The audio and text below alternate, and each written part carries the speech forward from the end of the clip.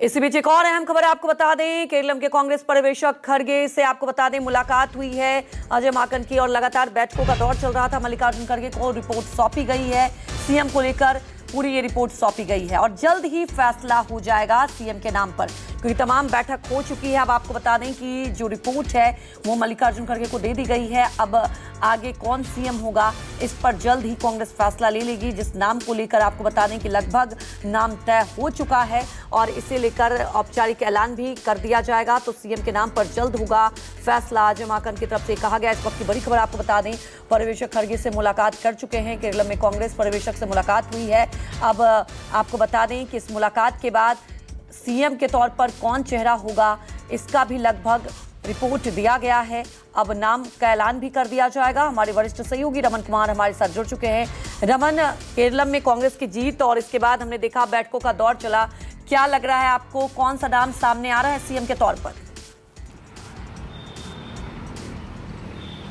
देखिए, कुछ ही देर पहले जो पर्यवेक्षक बनाए गए थे कांग्रेस विधायक दल की बैठक के लिए, अजय माकन और मुकुल वासनिक।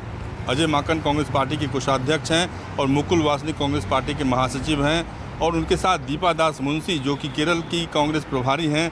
वो तीनों नेताओं ने मल्लिकार्जुन खड़गे से मुलाकात की और अपनी रिपोर्ट सौंपी, और रिपोर्ट सौंपने के बाद मीडिया से बात करते हुए कहा कि हम जनता के नज़रिए का ध्यान रखें कि जनता क्या चाहती है, जनता किसको नेता बनाना चाहती है, साथ ही कांग्रेस आलाकमान की क्या राय है, तो और साथ में सहयोगी पार्टी से भी हम राय मशविरा करेंगे। जल्द फैसला लिया जाएगा इस बारे में। लेकिन दिल्ली और केरल की तस्वीरें अलग अलग हैं, क्योंकि दिल्ली की तस्वीरें जो है वो आप देखिए कि आपको मेरे पीछे जो बड़ा सा एक पोस्टर लगा हुआ है, जिस पोस्टर में लिखा हुआ है कि Keralam with Congress, Indian youth Congress की तरफ से ये पोस्टर लगाया गया है, जिसमें दो तस्वीरें लगी हुई है, जिसमें राहुल गांधी की तस्वीरें लगी हुई है और केसी वेणुगोपाल की तस्वीरें लगी हुई है। तो साफ तौर पर ये बताता है कि दिल्ली में केसी वेणुगोपाल जो कि संगठन के महासचिव हैं, करीब 7 साल से संगठन के महासचिव हैं, उनको ज़बरदस्त समर्थन है। विधायकों का भी समर्थन कहा जा रहा है कि केसी वेणुगोपाल के पक्ष में काफ़ी ज़्यादा है, क्योंकि टिकट डिस्ट्रीब्यूशन में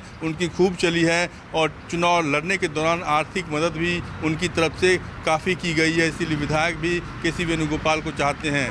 लेकिन वीडी सतीशन जो कि दूसरा बड़ा चेहरा है, जिनका नाम भी मुख्यमंत्री पद की दौड़ में काफ़ी आगे चल रहा है, उन्होंने साफ तौर पर कह दिया है कि अगर उनको मुख्यमंत्री नहीं बनाया जाता है तो वो कोई भी पद लेने को तैयार नहीं है, सरकार में शामिल नहीं होंगे, गृह मंत्री नहीं बनेंगे, या उनको कोई दूसरा पद भी अगर ऑफर किया जाता है तो वो पद भी नहीं लेंगे। तो साफ तौर पर कहीं ना कहीं कांग्रेस आलाकमान पर दबाव इस बात का है कि वीडी सतीशन, रमेश चन्नीथला जो कि कांग्रेस के महासचिव हैं, महाराष्ट्र के प्रभारी हैं, और केसी वेणुगोपाल, इन 3 नामों में से एक नाम पर फैसला लेना है, विधायकों की राय को ध्यान में रखना है। साथ ही साथ वीडी सतीशन ने यह भी कहा है कि जब उनसे पूछा गया कि आपके पास प्रशासनिक अनुभव नहीं है, तो उन्होंने नरेंद्र मोदी का हवाला देते हुए कहा कि नरेंद्र मोदी जब मुख्यमंत्री बने थे गुजरात के, उनके पास कौन सा प्रशासनिक अनुभव था, वीएस अच्युतानंद जो मुख्यमंत्री बने थे उनके पास कौन सा प्रशासनिक अनुभव था। तो यानी कि